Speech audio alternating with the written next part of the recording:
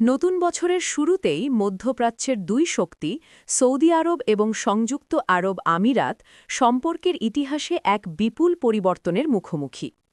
এক সময়ের ঘনিষ্ঠ মিত্র এখন প্রকাশ্য প্রতিদ্বন্দ্বী, এবং এর প্রভাব শুধু ইয়েমেন ও সুদানেই নয়, পুরো অঞ্চলে। সৌদি আরব সম্প্রতি ইয়েমেনের দক্ষিণাঞ্চলীয় বন্দরনগরী আল মুকাল্লাতে হামলা চালিয়েছে। রিয়াদের দাবি, এখানে আমিরাতের সঙ্গে যুক্ত অস্ত্র চালান ছিল, যা বিচ্ছিন্নতাবাদী সংগঠন সাউদার্ন ট্রানজিশনাল কাউন্সিলের কাছে পাঠানো হচ্ছিল।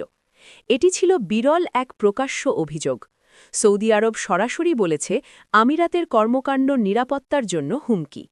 আমিরাতের প্রতিক্রিয়া ছিল সৌদি আরব ভিত্তিহীন অভিযোগ করছে। বিশ্লেষকরা বলছেন এই দ্বন্দ্বের ধারা এখন প্রকাশ্য হয়ে গেছে।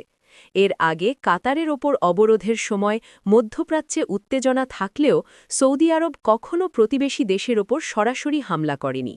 ২০২৬ সালে এই দ্বন্দ্বের নিয়ন্ত্রণ ও সমাধান কিভাবে হবে তা পুরো অঞ্চলের রাজনীতিকে প্রভাবিত করবে।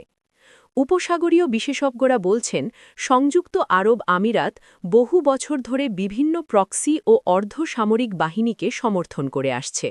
উদাহরণ হিসাবে সুদানের র্যাপিড সাপোর্ট ফোর্সেস এবং ইয়েমেনের সাউদার্ন ট্রানজিশনাল কাউন্সিল। অন্যদিকে সৌদি আরব চেষ্টা করছে রাষ্ট্রগুলোকে শক্ত অবস্থানে রাখার জন্য রাজনৈতিক জোট গঠন ও সীমিত সামরিক প্রয়োগের মাধ্যমে প্রভাব বজায় রাখতে।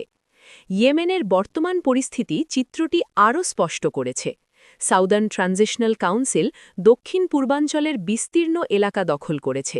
এরপরই সৌদি আরব হামলা চালিয়েছে।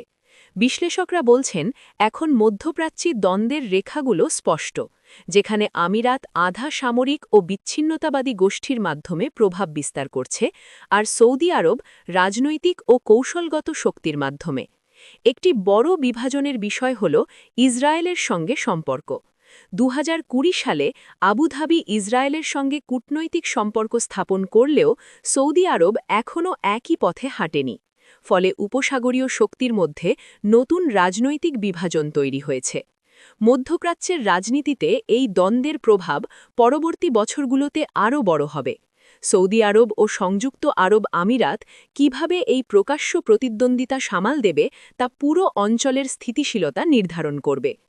আপনি যদি আন্তর্জাতিক ও মধ্যপ্রাচ্যের খবরের সাথে আপডেট থাকতে চান, তাহলে লাইক, শেয়ার এবং সাবস্ক্রাইব করতে ভুলবেন না।